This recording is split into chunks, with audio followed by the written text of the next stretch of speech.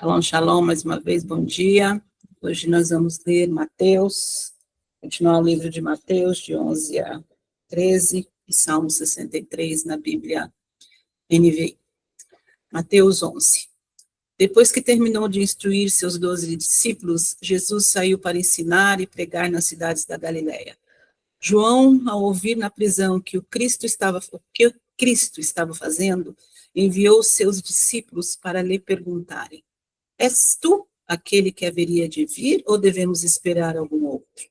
Jesus respondeu: Voltem e anunciem a João o que vocês estão ouvindo e vendo. Os cegos vêm, os mancos andam, os leprosos são purificados, os surdos ouvem, os mortos são ressuscitados, e as boas novas são pregadas aos pobres. E feliz é aquele que não se escandaliza por minha causa.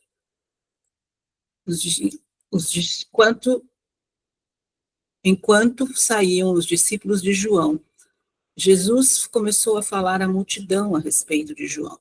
O que vocês foram ver no deserto? Um caniço agitado pelo vento? Ou o que foram ver? Um homem vestido de roupas finas? Ora, os que usam roupas finas estão nos palácios reais. Afinal, o que foram ver? Um profeta? Sim, eu lhes digo, é mais que profeta. Este é aquele a respeito de quem está escrito: enviarei o meu mensageiro à tua frente, ele preparará o teu caminho diante de ti. Digo-lhes a verdade: entre os nascidos de mulher não surgiu ninguém maior do que João Batista. Todavia, o menor no reino dos céus é maior do que ele. Desde os dias de João Batista até agora, o reino dos céus é tomado à força, e os que usam de força se apoderam dele. Pois todos os profetas e a lei profetizaram até João. E se vocês quiserem aceitar, este é o Elias que havia de vir. Aqueles que têm ouvidos, ouça. A que posso comparar essa geração? São como crianças que ficam sentadas nas praças e gritam umas às outras. Nós lhes tocamos flauta, mas vocês não dançaram. Cantamos um lamento, mas vocês não se entristeceram. Pois veio João, que jejua e não bebe vinho, e dizem: ele tem demônio. Veio o filho do homem comendo e bebendo, e dizem: aí está um comilão e beberrão, amigo de publicanos e pecadores. Mas a sabedoria é comprovada pelas obras que a acompanham. Então Jesus começou a denunciar as cidades em que havia sido realizada a maioria dos seus milagres, porque não se arrependeram. Ai de você, Corazim! Ai de você, Betsaida! Porque os seus milagres que foram realizados entre vocês tivessem sido realizados em Tiro e Sidom, há muito tempo elas se teriam arrependido, vestindo roupas de saco e cobrindo-se de cinzas. Mas eu lhes afirmo que no dia do juízo haverá menor rigor para Tiro e Sidom do que para vocês. E você, Cafarnaum, será elevado até o céu? Não, você descerá até o Hades. Se os milagres que em você foram realizados tivessem sido realizados em Sodoma, ela teria permanecido até hoje. Mas eu lhes afirmo que no dia do juízo haverá menor rigor para Sodoma do que para você. Naquela ocasião, Jesus disse: eu te louvo, Pai, Senhor dos céus e da terra, porque escondestes estas coisas dos sábios e cultos e as revelastes aos pequeninos. Sim, Pai, pois assim foi do teu agrado. Todas as coisas me foram entregues por meu Pai. Ninguém conhece o Filho a não ser o Pai, e ninguém conhece o Pai a não ser o Filho, e aqueles a quem o Filho o quiser revelar. Venham a mim todos os que estão cansados e sobrecarregados, e eu lhes darei descanso. Tomem sobre vocês o meu jugo e aprendam de mim, pois sou manso e humilde de coração, e vocês encontrarão descansos para suas almas, pois o meu jugo é suave e o meu fardo é leve.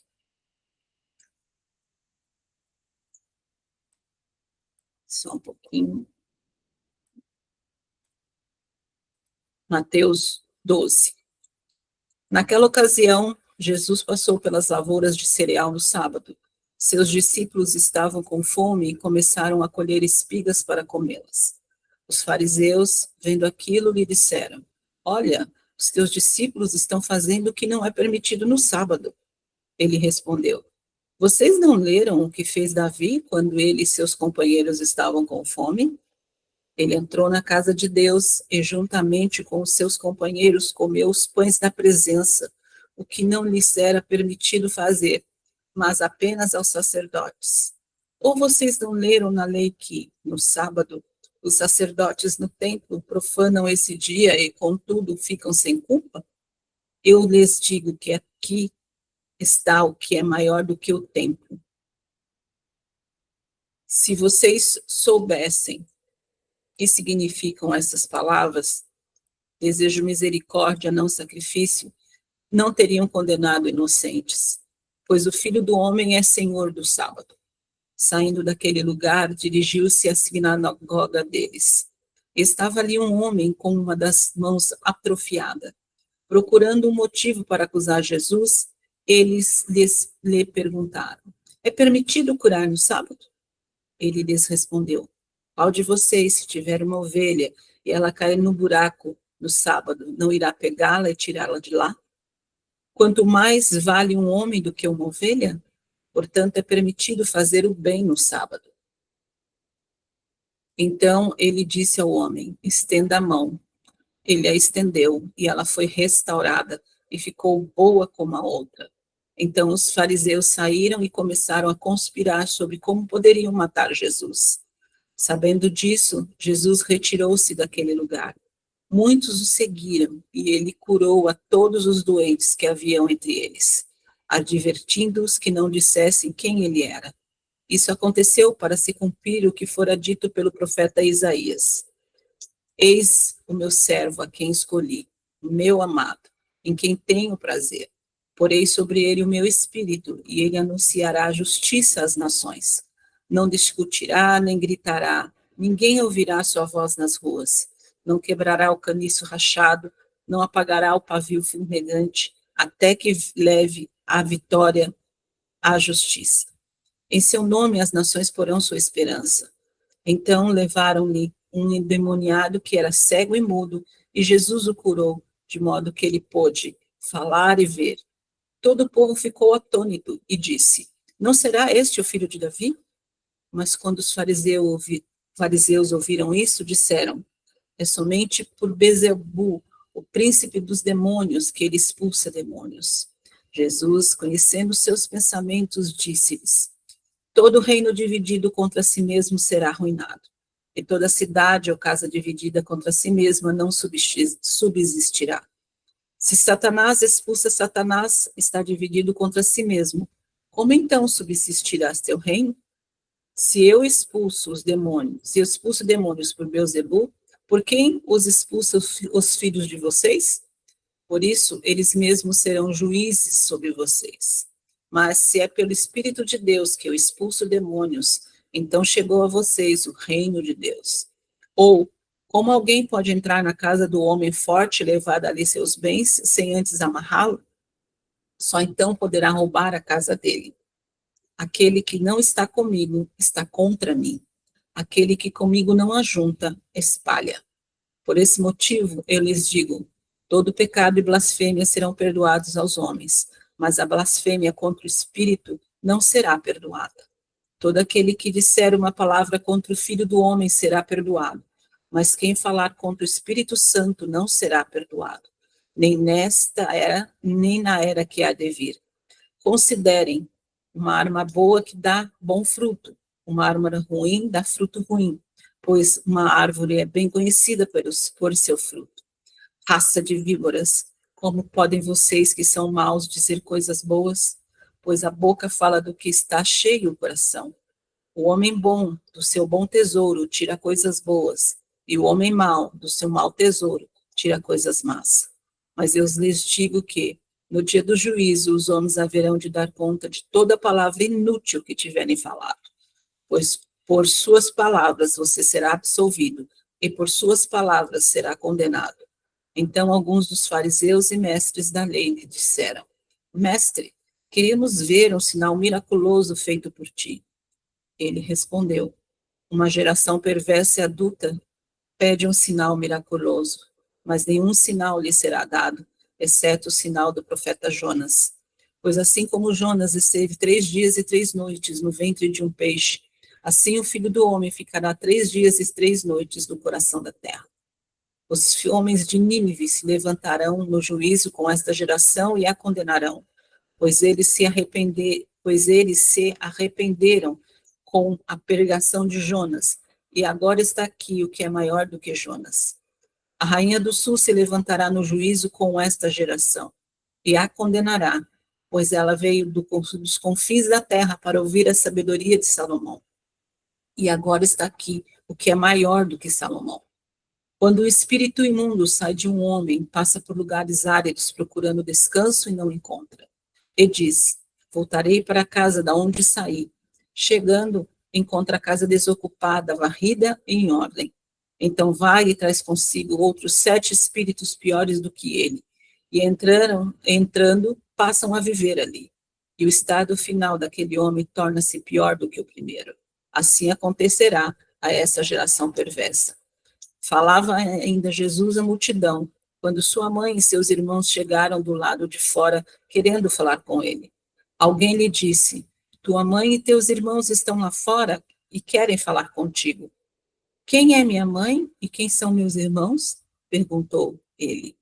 Estendendo a mão para os discípulos, disse: Aqui estão minha mãe e meus irmãos, pois quem faz a vontade de meu Pai, que está nos céus, este é meu irmão, minha irmã e minha mãe.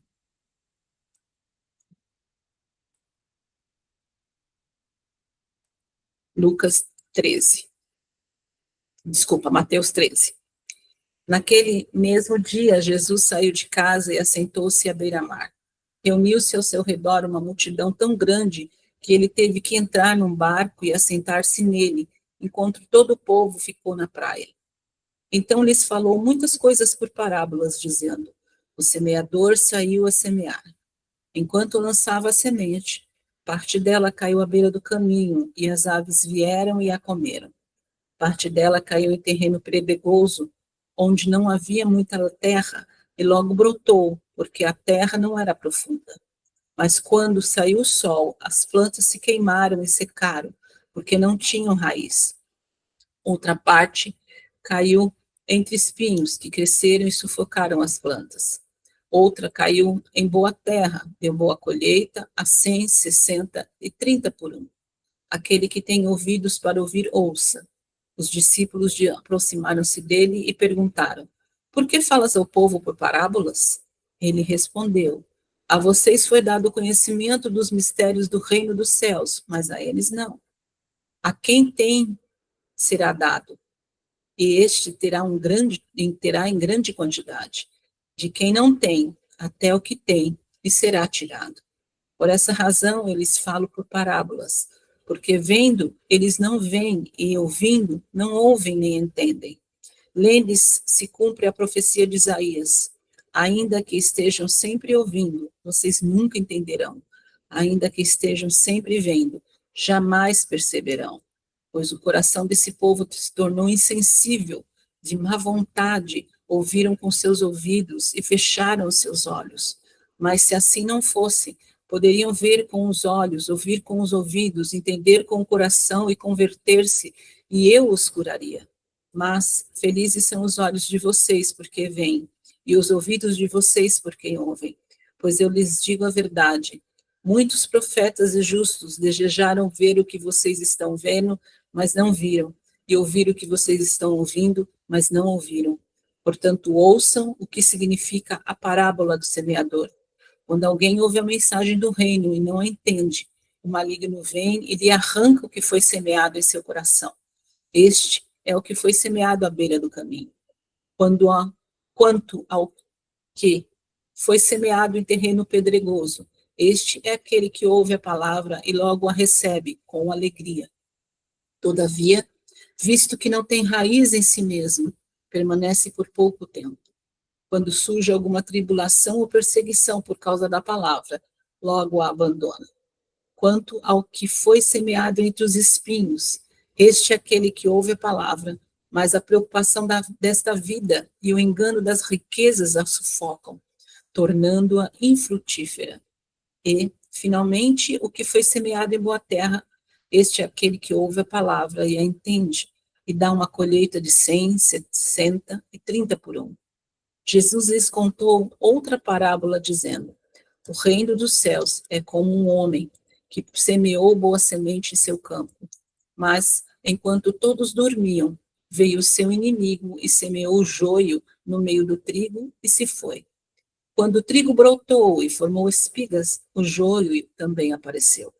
Os servos do dono do campo dirigiram-se a ele e disseram: o Senhor não semeou boa semente em seu campo? Então, de onde veio o joio?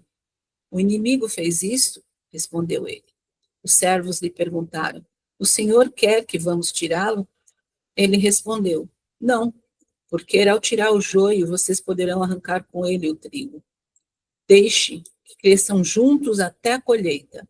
Então direi aos encarregados da colheita: juntem primeiro o joio e amarrem-no em feixes para ser queimado. Depois juntem o trigo e guardem-no no meu celeiro. E contou-lhes outra parábola. O reino dos céus é como um grão de mostarda que um homem plantou em seu campo. Embora seja a menor dentre todas as sementes, quando cresce, torna-se a maior das hortaliças e se transforma numa árvore, de modo que as aves do céu vêm fazer os seus ninhos em seus ramos. E contou-lhes ainda outra parábola. O reino dos céus é como o fermento que uma mulher tomou e misturou com grande quantidade de farinha, e toda a massa ficou fermentada. Jesus falou todas essas à multidão por parábolas. Nada lhes dizia sem usar alguma parábola, cumprindo-se assim o que fora dito pelo profeta: abrirei minha boca em parábolas, proclamarei coisas ocultas desde a criação do mundo. Então ele deixou a multidão e foi para casa. Seus discípulos aproximaram-se dele e disseram: explica-nos a parábola do joio no campo. Ele respondeu: aquele que semeou a boa semente é o filho do homem. O campo é o mundo, e a boa semente são os filhos do reino. Os joios são os filhos do maligno. E o inimigo que o semeia é o diabo. A colheita é o fim desta era, e os encarregados da colheita são anjos. Assim como o joio é colhido e queimado no fogo, assim também acontecerá no fim desta era. O Filho do Homem enviará seus anjos, e eles tirarão do seu reino tudo o que faz tropeçar e todos os que praticam o mal. Eles o lançarão na fornalha quente, onde haverá choro e ranger de dentes. Então os justos brilharão como o sol no reino do seu Pai. Aquele que tem ouvidos, ouça. O reino dos céus é como um tesouro escondido num campo. Certo homem, tendo-o encontrado, escondeu-o de novo, e então, cheio de alegria, foi, vendeu tudo o que tinha e comprou aquele campo. O reino dos céus também é como um negociante que procurou pérolas preciosas. Encontrando uma pérola de grande valor, foi, vendeu tudo o que tinha e a comprou. O reino dos céus é ainda como uma rede que é lançada ao mar e apanha toda sorte de peixes. Quando está cheia, os pescadores a puxam para a praia. Então se assentam e juntam os peixes bons em cestos, mas jogam. Assim acontecerá no fim desta era. Os anjos virão, separarão os perversos dos justos e lançarão aqueles na fornalha ardente, onde haverá choro e ranger de dentes. Então perguntou Jesus: vocês entenderam todas essas coisas? Sim, responderam eles. Ele lhes disse: por isso, todo mestre da lei instruído contra o reino dos céus é como o dono de uma casa que tira de seu tesouro coisas novas e coisas velhas. Tendo terminado de contar estas parábolas, Jesus saiu dali. Chegando à sua cidade, começou a ensinar o povo na sinagoga. Todos ficaram admirados e perguntavam: de onde lhe vem essa sabedoria e esses poderes miraculosos? Não é este o filho do carpinteiro? O nome de sua mãe não é Maria? Não são seus irmãos Tiago, José, Simão e Judas? Não estão conosco todas as suas irmãs? De onde, pois, ele obteve todas essas coisas? E ficavam escandalizados por causa dele. Mas Jesus lhes disse: só em sua própria terra e em sua própria casa é que um profeta não tem honra. E não realizou muitos milagres ali, por causa da incredulidade deles. Salmo 63. Ó Deus, tu és o meu Deus, eu te busco intensamente. A minha alma tem sede de ti. Todo o meu ser anseia por ti numa terra seca, exausta e sem água. Quero contemplar-te no santuário e avistar o teu poder e a tua glória. O teu amor é melhor do que a vida, por isso os meus lábios te exaltarão. Eu te bendirei enquanto viver, e em teu nome levantarei as minhas mãos. A minha alma ficará satisfeita como de rico banquete, com lábios jubilosos a minha boca te louvará.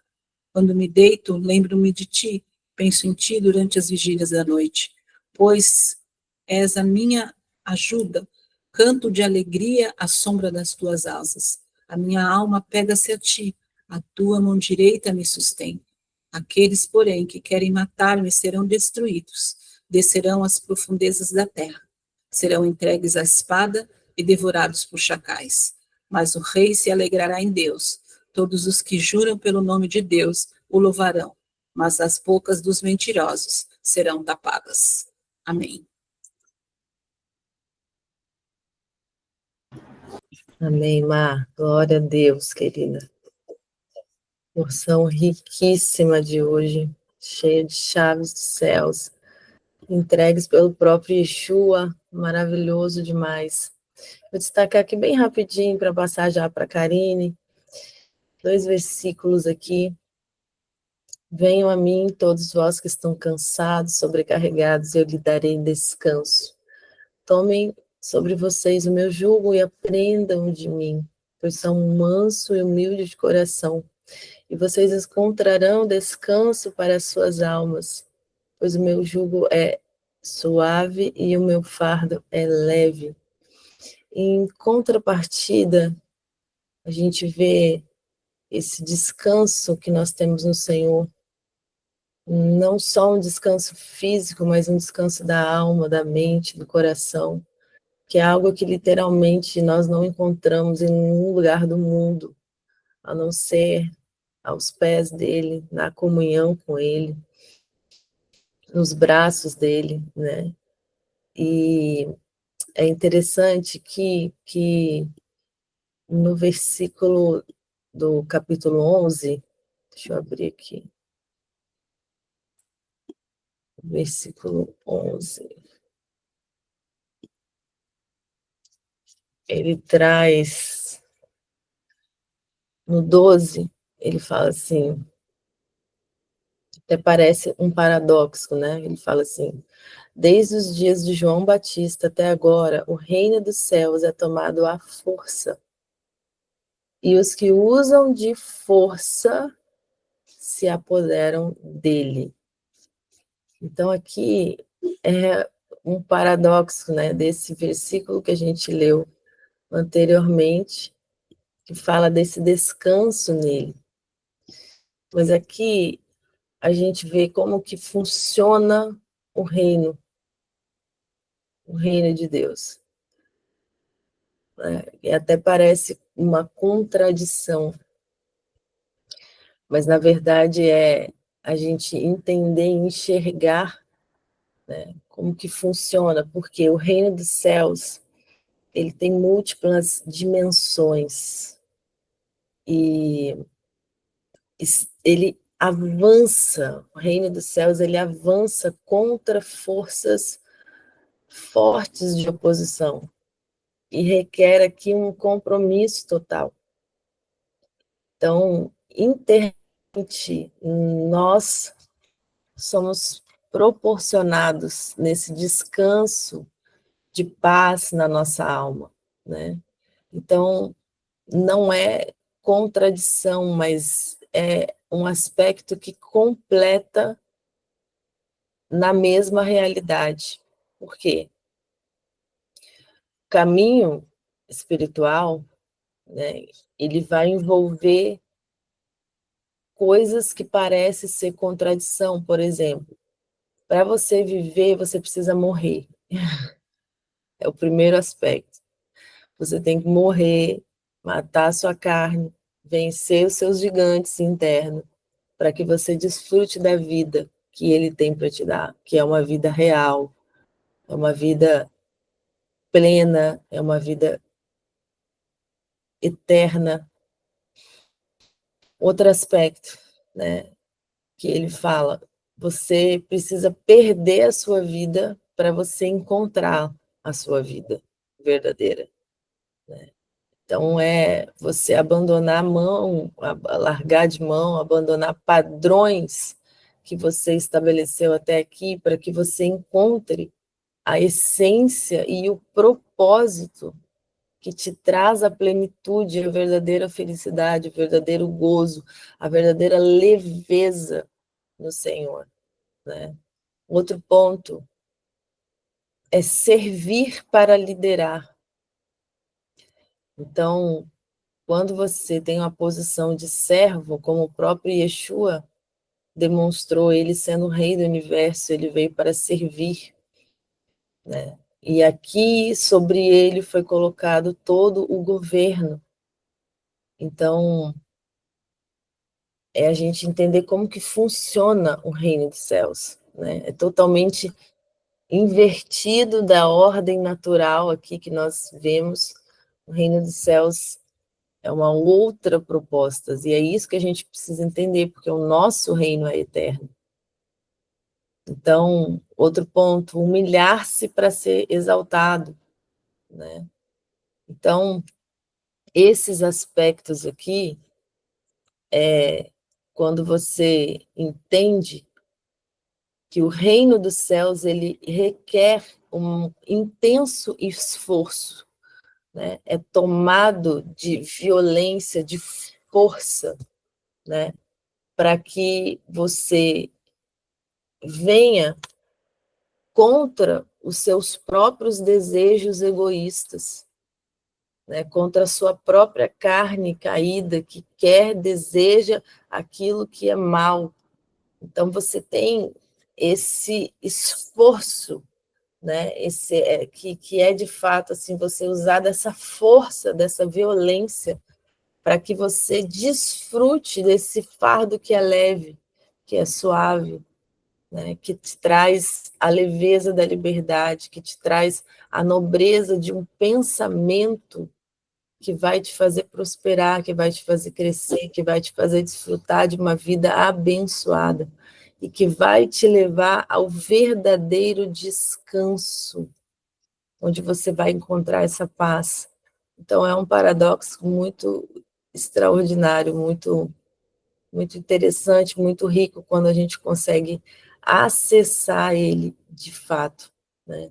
Então, buscar o reino dos céus é buscar de todo o nosso coração, né? E muitas vezes você ter uma postura de força, de violência, de abdicar mão daquilo que está errado, de lutar dentro de você com coisas que precisam ser quebradas, fortalezas que precisam ser destruídas, né? Você precisa estar disposto a sacrificar, né? Abandonar, sacrificar tudo por ele, porque aí sim você encontra a sua verdadeira essência, a sua paz, um relacionamento íntimo e profundo com o Senhor. Amém?